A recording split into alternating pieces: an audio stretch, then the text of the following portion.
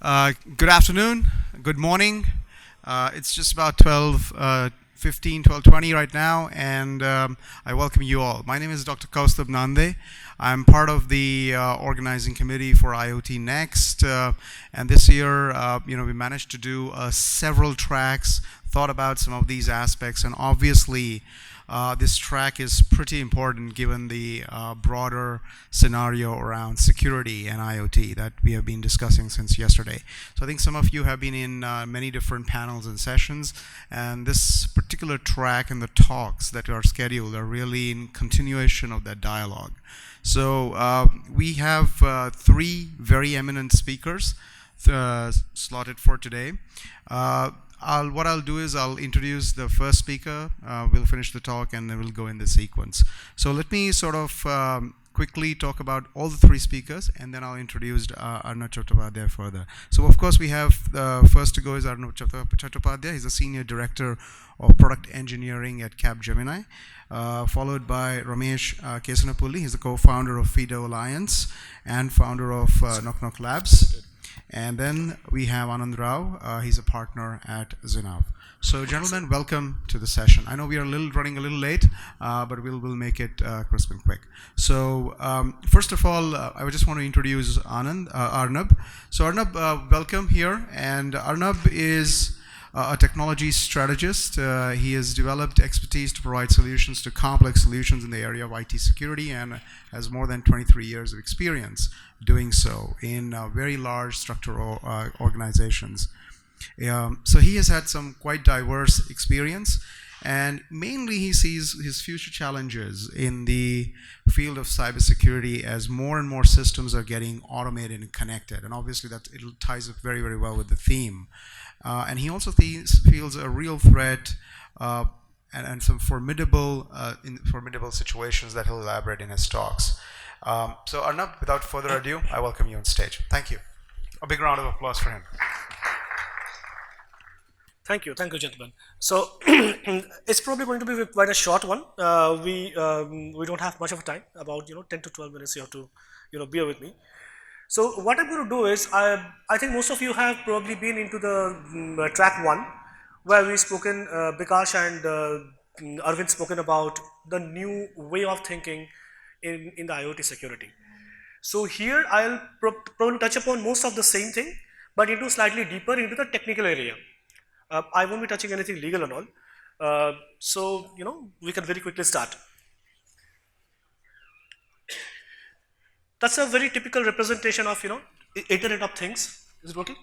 Okay. So what I try to do is try to show the different silos and how they interconnected. It's a things which is a network of devices, sensors, PLCs, various other stuff. So roof is something that is very new thing for you, which I'll touch upon a little bit because it is not yet become a standard, but that's the concept that we are trying to bring in. Then we have the standard, Ethernet, LTE, and FTH, whatever connectivity back to the cloud, and then you have the whole layer of hyper layers on top of the cloud, which is the applications and the various other utilities that you use normally in the cloud. And if you see, it goes from the state to the information and action into this. So the roof is something that we will probably touch upon a little bit more. So what is it? We heard about cloud computing initially, and then suddenly there's a fog computing, and then you must be thinking, what's next? Waterfalls or rain computing or something. So even when I look at that, I also first initially thought about it. But then, if you see, the whole purpose of this segregation is actually the consolidation volume and what you are primarily doing into that consolidation layer. So for example, cloud, you're talking about millions and millions of users, but it is primarily converged because the load is coming from various layers of your internal organization and then going into the cloud. Now what you can do? You can do a big data analysis, you can do planning, but can you take an instantaneous action from the cloud? Very unlikely, because the distance and the various administrative domain that you have to go through, various security domain you have to go through. So we need some kind of thing which is also an aggregation, but which is closer to your premise and which allow you to take action almost immediately. Because IoT world, we're talking about the real-time application most of the time. So from that, there the roof computing thing comes into play. What it is trying to do is basically trying to create an administrative domain, a governance domain, an analytics, security, and the action that you can take if you find out some action is to be taken instantaneously. And the advantage is it is isolated. If something goes wrong, it is localized, and the reaction to the action is also very localized. So that's the whole concept of having a roof. So the metaphorically, if you see you have a rooms, and all the rooms have one single roof, and then many houses, that makes a house, then the house makes a cluster, so on and so forth. This is a very typical telecommunication network, the way hierarchically converged layer goes into the edge to core. So the implication, what is the key challenge in IoT security? I think it's pretty clear now from all the talks that it's the scale. So first is the scale. Second is the understanding that how do we want to protect ourselves. So far it's been defense, but defense is not working anymore. So it has to be something different, and that difference is going to be an active cyber security, which may include offensive security as well. So one of the diversity, these are the 4 or 5 challenges that we managed to put down: bigger attack surfaces, diversity, big data, regular usage, and the biggest challenge is lack of expertise. So all the people who are installing sensors, they are not cybersecurity experts, neither they think in that way. It's just like a consumer product where they put in and they're interested into just putting the wire into it and make sure that they're working. But that is actually opening a attack surface into it. Okay, so these are some of the very typical challenges, coupled by real-time information requirement and the impact. So the impact is huge. So what we call in the IoT world is called cyber physical security. Why? If you make a mistake into an e-commerce and the site gets hacked, you lose money, you may lose the product, but you don't lose life, most of the cases. Okay? In cyber physical world, it's a question of losing property, it's a question of losing life, and it's a huge economic impact if a major breach has happened. And we have seen that. Take for example Stuxnet. Okay, now whether good or bad is a different issue, but the thing is that it was a national objective which was being thwarted by an attack. Take an example of the recent Jeep hack, Chrysler Jeep hack by Miller and Chrysler, Valasek. So they have shown that by remotely from their bunker using an LTE network, they can control a device, and using jamming that power steering thing, they manage to crash the Jeep. So these are no more fancy or world of this thing. It's not metaphorical anymore, it's actually happening. So who is responsible? There are so many parties involved into it: device manufacturers, service providers, network builders, security service providers, all are responsible together. So this requirement is to have a comprehensive collaborative environment where we are able to do something about this kind of threats. Now it is not an easy problem, and there is no way we are claiming that we have solved it. We just put forward some points, and honestly I would like all of you to participate, those who are interested, to enrich it. It's at the very, very beginning stage. It's not even an inch deeper right now. So IoT security is not cyber security. That is something that we kind of discussed. So it is about root of trust, network security, and privacy. Now root of trust is the beginning of every single entity that comes into the network, because if you don't know who you are, and you are who you are claiming to be, it's very difficult for us to attribution. So the attribution talk that happened over there. So one of the very key requirement for IoT network is about having a strong attribution. We can live without a strong attribution in e-commerce, but we cannot live without a strong attribution into the IoT world. Network security is a paramount importance. Now you may find that we are talking into two various different languages. Only a few years back we said that we're talking deperimeterization, identity is a new parameter, application layer, this hyper layer is going to be everything. Then why we are talking about network perimeter? Now a very interesting thing has happened. If you see, computing cycles are actually going and turning back into the similar principles and philosophy with more power. Okay, very simple example. So far, we have given, the computing power is given, bandwidth is given, it is only go in one way, it will increase. Now suddenly we are seeing these IoT devices and we are starting talking about constant devices. So now when a developer programs it, you have to start thinking about how to extract the maximum power with a minimum battery load and with a very small memory. So I remember in my days when I started computing 8086 assembler, the code, only thing, and my the RAM used to get is about 64 KB to 1 MB. So the code footprint has to be so small that it can work inside it. So we should do a super optimization, hyper optimization. You see, it is again coming back over here. Now you cannot start writing a code like you do in a Java to run a sensor. It won't run. So that actually brings a big challenge into this kind of environment, which is cryptography. How would you perform a cryptography inside a device which is so constrained? Okay.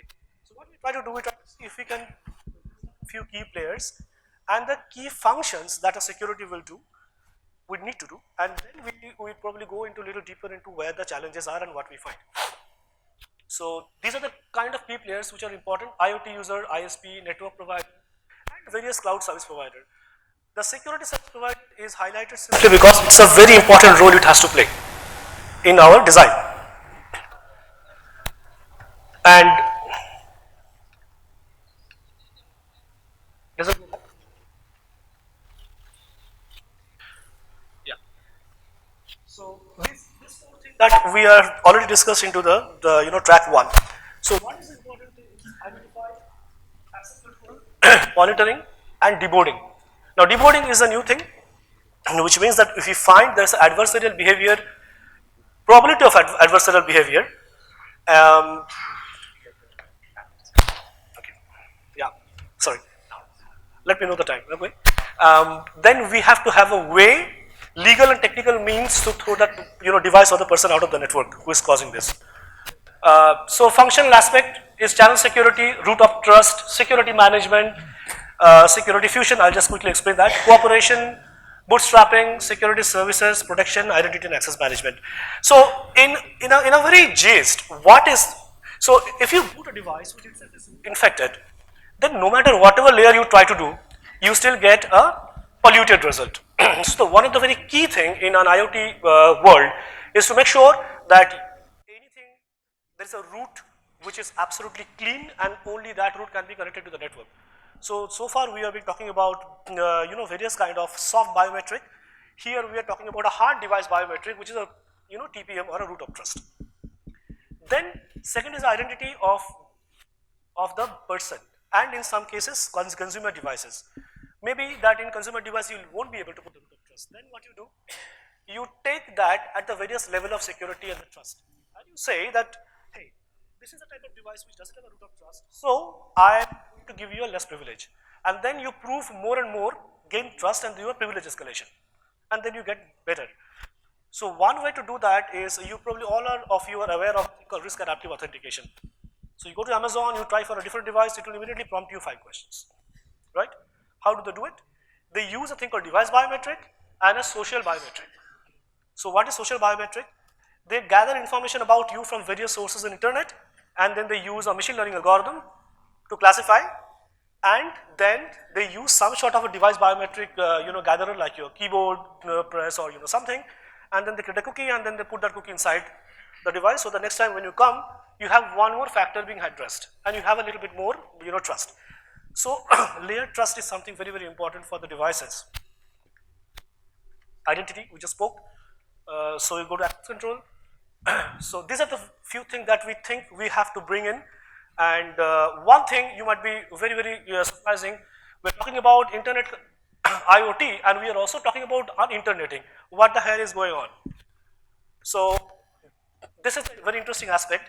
Although we are talking about internet enablement, we want the functionality and facility of internet to be delivered by the devices, but some kind of mediation device which will not allow it to expose the devices which are not powerful enough into internet and hence face all the problems that the internet brings in. So un-interneting is nothing new concept. Basically you put the thing into a secure network, put a proxy in front of it, and then use a proxy or some kind of a layer to ensure that whatever you do is relatively secured. Indirection, same problem, but it is trying to address the issue of the computing power scarcity or a constraint device. If you cannot do security, doesn't mean that you will not let the device to work at all. What you need to do is you redirect or act along with a buddy, which is a trusted buddy, which has more computing power, and that works on behalf of you to provide the security connection. Security gate is a very important one for indirection, and fusion is a contextual analysis where we have a lot of opportunity to use machine learning and multi-factor authentication. This is IoT security, network subsystem. You see, you have all the world of PAN, LAN, WAN, and Internet, and that's the security services on the Internet.